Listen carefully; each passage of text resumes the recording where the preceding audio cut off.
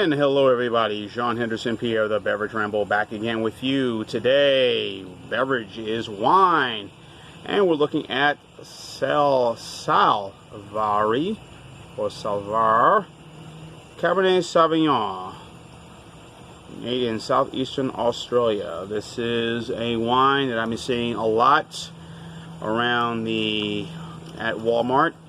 It is under $5, well $3.96 plus tax, blah blah blah. This is their Cabernet Sauvignon, 12.5% ABV. Walmart, of course, we all know, has Walmart and many other stores, many other major retailers. They do a lot of deals with vineyards, breweries, and distilleries, or offering, hey, we'll give you the best product. We'll make sure our rum, or make sure our spirits, or our wines, or our beer are just as good as the national brand, but you won't pay a lot of money for it.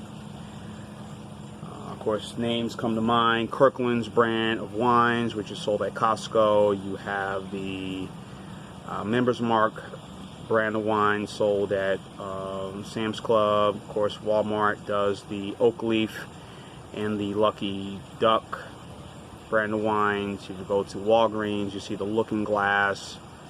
And those are budget-friendly wines. And also you have some of the big name wine groups like E&J Gallo, who do budget, sort of very good wines that are very inexpensive, reasonable. E&J Gallo, of course, with the Carlo Rossi brand of wines, or the Gallo brand of wines, or Liberty Creek Wine Group, of course, the Glen Ellen, Franzia, of course, that's the box wine, so on and so on and so on. Of course, the infamous Trader Joe's with the $2 chuck. That's another brand that I'm sure many of you are familiar with. So here's what the wine looks like. My little plastic wine glass. Fruit and peppery with notes of black cherry and tobacco. Let's see.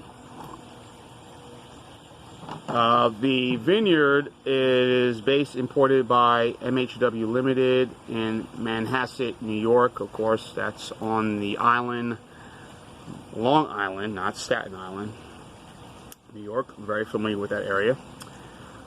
Produced by the Warburn Estate Party Limited in Tharbogang, I guess that is in Australia. If you look at the website,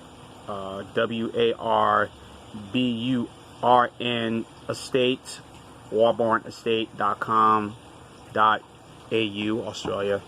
I'm sure you'll see a lot what that wine looks like and information. But I did, on that website, I didn't see much of it, but I'm sure even overseas, and I was talking to some people who traveled overseas who say that they, yes, they do sell wines that are inexpensive, unless, so the average man, or, John Doe or Jane Doe can afford, so they can sample and drink without breaking the bank. So I'm sure this is overseas, Europe, whatever, Africa, and I'm sure this is one of those wines in Australia that does that. So the Cabernet, you see the sweet red, you also see the Merlot, you see the Chardonnay, Moscato, Rosé,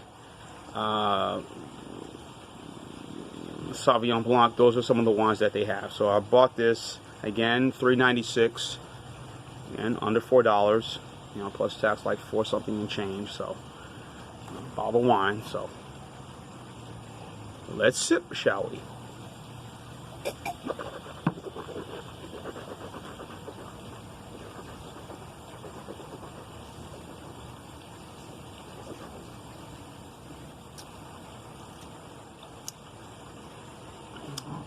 Did I say Tabasco? I mean tobacco. Excuse me. Does getting that black cherry flavor I'm getting immediately, but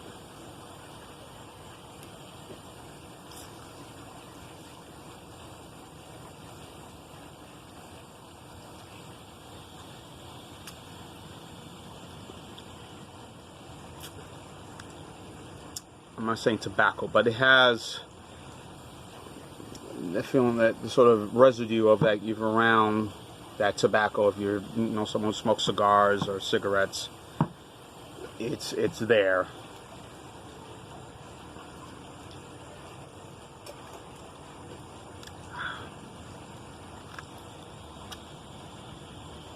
Kind of a bit of an aftertaste to it with that black cherry.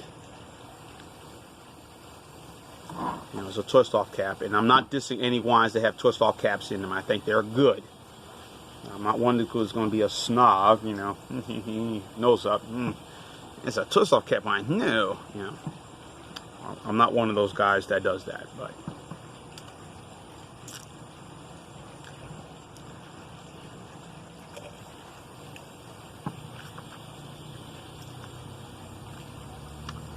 black cherry flavor is there, but it's kind of have a sort of a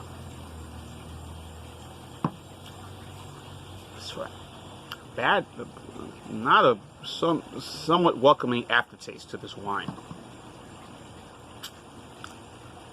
No, I don't know if that's how they do it in Australia, but compared to some of the wines made in France, you know, or here in the States, you know, California, Virginia, New York State, Ohio, other regions. But those are the big three, as I mentioned: New York State, Virginia, Ohio, California, in terms of good quality red wine.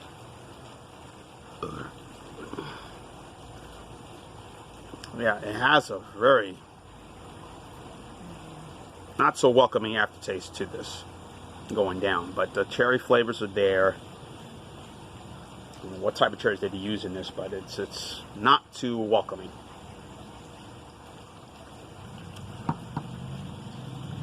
You know, again, as I mentioned, you go to some of these places, to these stores, you're looking for something that's really inexpensive. Everyone says, well, sometimes when a wine is under $5, it's not always that good. Well, I beg to differ. There's some that is pretty decent, you know.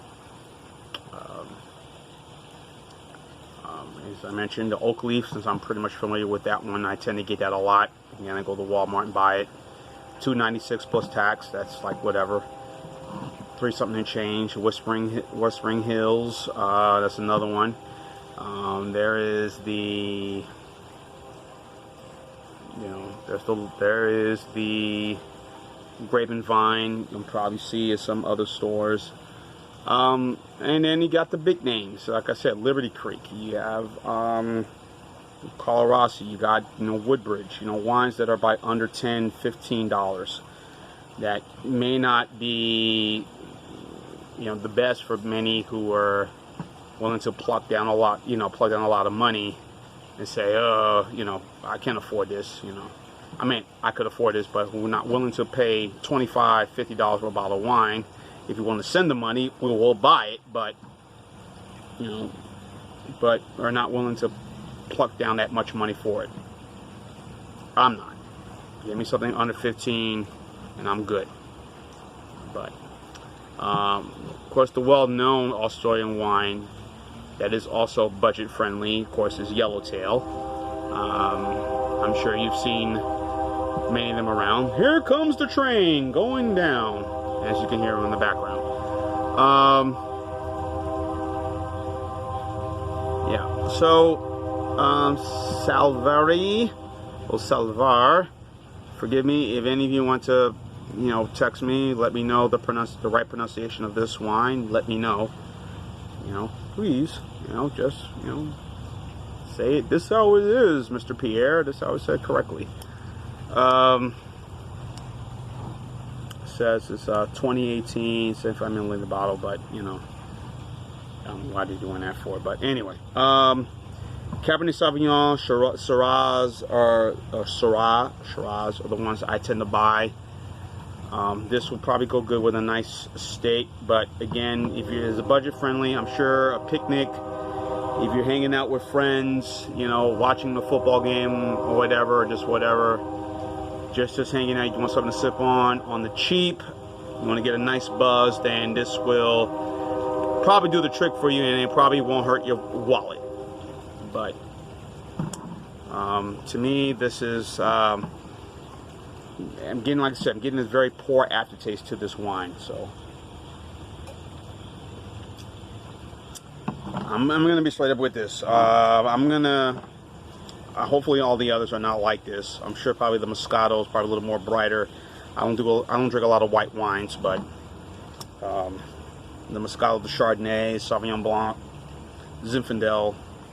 I think they do a Zinfandel, but again, very little information on the website of their wines, but I'm just going to go with what I see on the bottle, so I'm just going to go with it and kind of take it for what it is. So, but for my personal taste, for this Cabernet, and I love Cabernet Sauvignon, I'm going to give this thing a C minus. So this will probably be a 68, 69 score for me on this one. Not really too, that aftertaste is really kind of really affecting me right now. So that will be the score. Call as I see it. So there you go. Salvare Cabernet Sauvignon from the Warburn Estate Vineyards, and of course sold exclusively at Walmart. Looks like, as you see it everywhere, I'm sure you get it. If you're looking for a cheap buzz, buy it, but kind of how it goes. But Jean Henderson Pierre, C+, so that would be a 6.8, 6.9 score. C minus. Join us via the beverage ramble too. Keep on watching. Always cheers. Live, laugh, and love. Bang. Salvare wine. Maybe.